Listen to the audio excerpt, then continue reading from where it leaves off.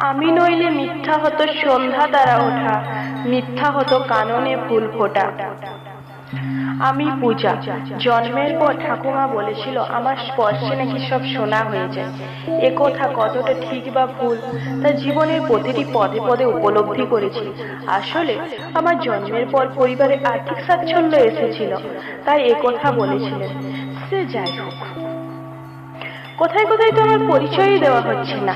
আমার নাম অপর্ণা রক্ষিত। আমার বাড়ি বাঁকুড়া জেলার ঝান্টি পাহাড়ি গ্রামে। আমি সারদামণি কলেজের তৃতীয় বর্ষের ছাত্রী। ঘুরে দাঁড়াও তুমিও চ্যানেলে সকলকে স্বাগত। এটা আমার ফার্স্ট ভিডিও। আমার ভিডিও যদি কারো ভালো লাগে তবে লাইক কমেন্ট সাবস্ক্রাইব করবেন প্লিজ। ঘুরে দাঁড়াও তুমিও নামটি দেখে অবশ্যই বুঝতে পেরেছো আমি কি বলতে চেয়েছি। জীবনে ঘুরে দাঁড়ানোর কোনো বয়স হয় না। সেই ঘুরে দাঁড়ানোর গল্পই বলবো তোমাদের। কখনো সমাজ জীবনে, কখনো বাস্তব জীবনে, কখনো স্টাডি লাইফে, কখনো নিজের জীবনে।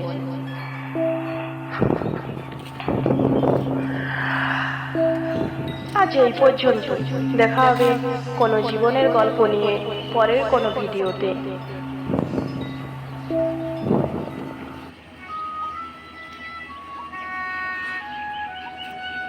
সুখী